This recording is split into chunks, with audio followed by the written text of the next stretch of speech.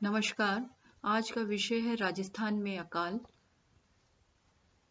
किसी भी क्षेत्र के लिए अकाल एक प्राकृतिक प्रकोप है। अकाल के सामान्य कारण होते हैं वर्षा का अभाव, असमय वर्षा, अधिक वर्षा अथवा पाला पड़ना, टिड्डियों का आगमन आदि। राजस्थान अकालों का केंद्र बिंदु रहा है प्राचीन काल से ही, और यहाँ पर विशेषकर हम जोधपुर, बाड़मेर, बीकानेर, जैसलमेर की बात करें तो यहाँ पर अकाल पड़ते ही रहे हैं। किंतु 19वीं 20वीं शताब्दी में जब अंग्रेजों का नियंत्रण स्थापित हो गया राजस्थान में, तो उस समय अकाल तेजी के साथ पड़े, और इसके पीछे प्राकृतिक प्रकोप ना होकर इसके पीछे अंग्रेजी नियंत्रण प्रमुख कारण था। 19वीं शताब्दी के उत्तरार्ध में देश के रेल मार्गों के से व्यापार वाणिज्य को गति मिली। 1869 में स्वेज नहर के मार्ग खुल जाने से इंग्लैंड और भारत के बीच व्यापार में अत्यधिक वृद्धि हुई। 1873 में भारत सरकार ने गेहूं पे लगे निर्यात कर को हटा दिया और रेलों द्वारा बंदरगाह तक खाद्यान्नों पहुंचाने का किराया भी कम कर दिया, जिससे खाद्यान्नों का निर्यात अधिक तेजी से होने लगा। अकाल पड़ने पर भी निर्यात पर रोक नहीं लगाई, और इस कारण से इन कारणों से देश में खाद्यान्नों का अभाव हो गया, और जिसके कारण अकाल का प्रकोप राजस्थान में रहा। ब्रिटिश संरक्षण के बाद राजस्थान के जो राजपूत राज्य थे उनमें अंग्रेजी वस्तुओं तथा धातुओं का आयात बढ़ने लगा। भारी मात्रा में आयात के परिणाम स्वरूप राजस्थान में अनाज, तिलहन, रुई, ऊन आदि का प्रचुर निर्यात शुरू हुआ।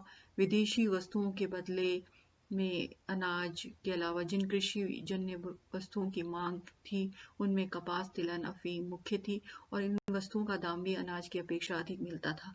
अतः किसानों ने खाद्यान्नों के स्थान पर व्यापारिक फसलें पैदा करने की प्रवृत्ति थी, और इसके परिणाम स्वरूप राजस्थान में खाद्यान्नों की कमी होने लगी। खाद्यान्नों के निर्यात में वृद्धि और खाद्यान्नों की उपज में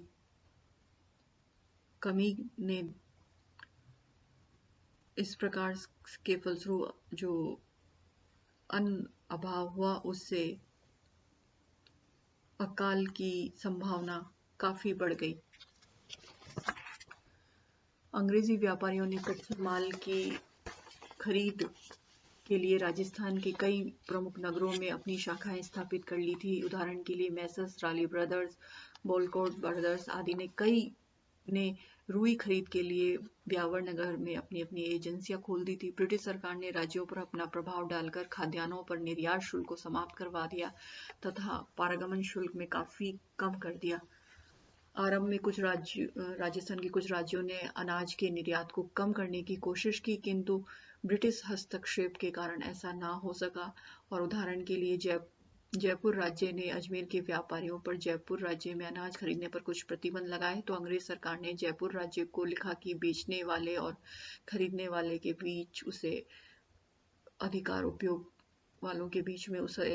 उपयोग नहीं करना चाहिए। कोटा राज्य ने जब अनाज के क्रय विक्रय पर लट्टा नामक कर लगा दिया, तो अनाज के भाव बढ़ गए, और बढ़े हुए भाव पर अनाज खरीद कर निर्यात करना लाभप्रद नहीं रहा। अंग्रेजी सरकार के कहने पर इस लट्टा कर को भी हटाना पड़ा।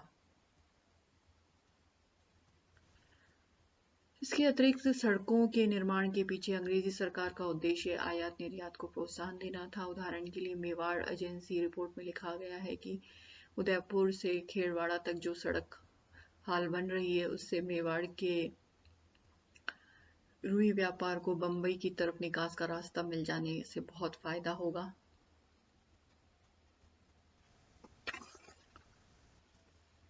और राजस्थान के राजपूत राज्यों में नई भूमि बंदोबस्त के कारण किसानों को निरंतर बढ़ी हुई नगद दरों पर लगान देना पड़ता था, जबकि पैदावार में वृद्धि इस अनुपात में नहीं हो रही थी।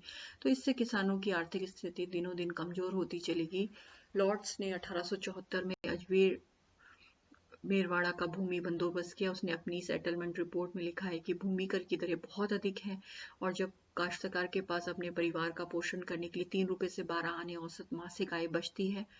अंग्रेजी संरक्षण में नमक, पशुपालन उद्योग, वस्त्र उद्योग, खनन उद्योग आदि का ह्रास हो रहा था। सहायक धंधों का हनन हो जाने पर ग्राम वासियों को अपने जीवन निर्वाह के लिए केवल कृषि आय पर निर्भर रहना पड़ता था और इसका परिणाम यह निकला कि उनमें से अधिकांश लोग अन्न संचय करने तथा अकाल का सामना करने की स्थिति में नहीं थे।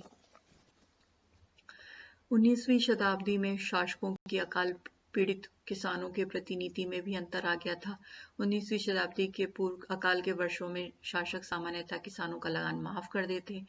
उदाहरण के लिए 1756 से मारवाड़ में भीषण अकाल पड़ा था। उस समय महाराजा विजय सिंह ने अकालग्रस्त क्षेत्रों का लगान माफ कर दिया था। 1796 के अकाल के समय भी पूरा लगान माफ कर दिया गया था, किंतु 19वीं शताब्दी में जब अंग्रेजों का नियंत्रण स्थापित हो गया तो उस समय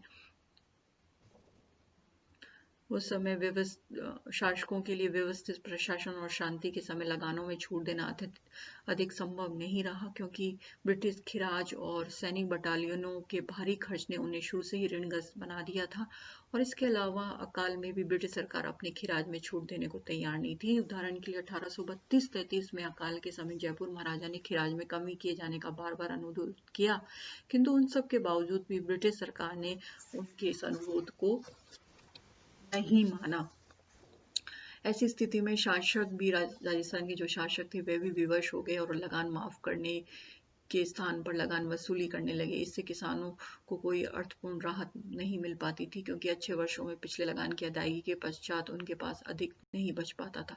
परिणाम स्वरूप किसी भी वर्ष में सामान्य कारणों के फसल नष्ट होते ही अकाल की स्थिति उत्पन्न होने लगती थी। धन्यवाद।